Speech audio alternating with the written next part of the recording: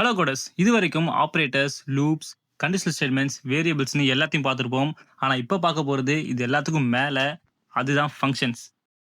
இந்த வீடியோவில் ஃபங்க்ஷன்ஸை பற்றி ஃபுல்லாக பார்க்க போகிறோம். ஆரம்பிக்கலாமா?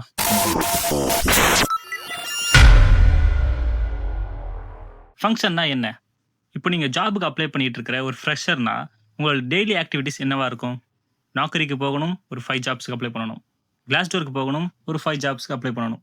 அண்ட் லிங்க்டினுக்கு போகணும், ஒரு 5 ஜாப்ஸ்க்கு அப்ளை பண்ணணும். இது எல்லாத்துலேயும் காமனாக இருக்கிறது என்ன? ஜாபுக்கு அப்ளை பண்ணுன்ற ஒரே ஒரு வேலை தான்.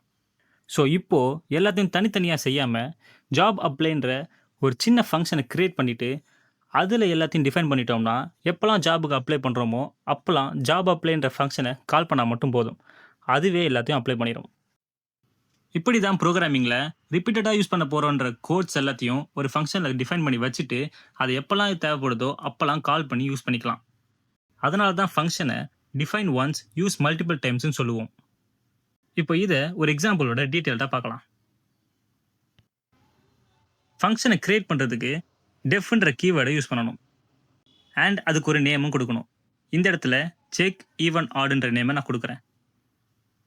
நேம்லேயே இது கொடுக்குற நம்பர் ஈவனா இல்லை ஆடான்றதை கண்டுபிடிக்க போகிறதுன்றது தெரியும்.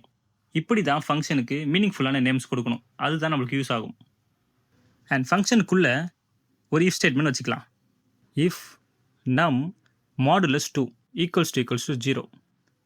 இது கொடுக்குற நம்பரை டிவைட் பண்ணி அதோட ரிமைண்டர் 0வா இல்லையான்னு செக் பண்ணும்.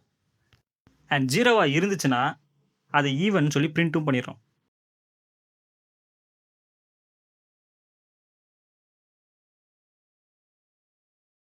அண்ட் ஈவனா இல்லைன்னா அதை ஆடுன்னு சொல்லி பிரிண்ட் பண்ணிடலாம்.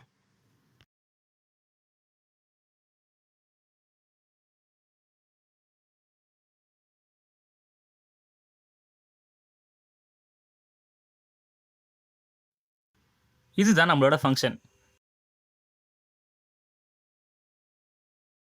அண்ட் இந்த ஃபங்க்ஷனை கால் பண்ணுறதுக்கு அதோட நேம் அண்ட் பாஸ் பண்ண போகிற பேராமீட்டரையும் டிஃபைன் பண்ணணும்.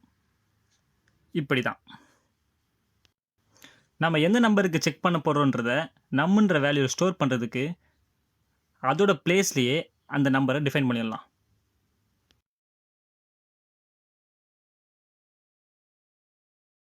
இப்போ ரன் பண்ணி பார்க்கலாமா? இதுதான் அவுட்புட். கொடுக்குற நம்பர் ஈவனா இல்லை ஆடான்னு தெரிஞ்சிருச்சு. இது இன்னும் கொஞ்சம் டீட்டெயில்டாக புரிஞ்சுக்கிறதுக்கு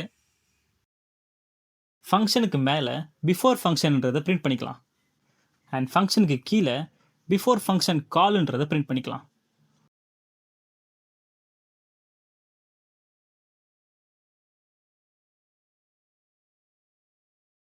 இப்போ பிஃபோர் ஃபங்க்ஷன் பிரிண்ட் ஆகிடும் அண்ட் பிஃபோர் ஃபங்க்ஷன் காலும் பிரிண்ட் ஆகிடும். ஏன்னா இந்த இடத்துல ஃபங்க்ஷன் இன்னும் காலே பண்ணலை. ரெண்டாவது பிரிண்ட் ஸ்டேட்மெண்ட்க்கு அப்புறம் தான் நம்ம ஃபங்க்ஷனே கால் பண்ணுறோம். அண்ட் இப்போ தான் அந்த ஃபங்க்ஷன் கால் ஆகி ரன் ஆகும். அண்ட் அதுக்கப்புறம் தான் ஈவனா ஆடான்னு நமக்கு தெரியும்.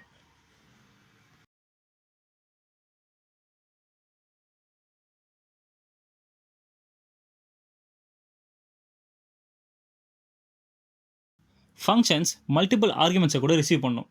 அண்ட் அதுக்கு ஒரு எக்ஸாம்பிள் பார்க்கலாம். இங்கே ஆட் அண்ட் சப்ராக்ட் பண்ணுறதுக்கு 2 ஃபங்க்ஷன்ஸை கிரியேட் பண்ணிக்கலாம் with A and B's inputs.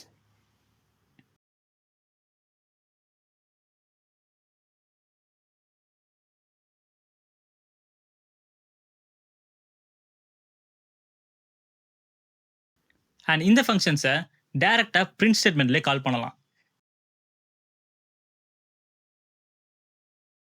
இது கால் பண்ணி ரிட்டர்ன் பண்ணுற வேல்யூஸை டைரெக்டாக பிரிண்ட் பண்ணிடும்.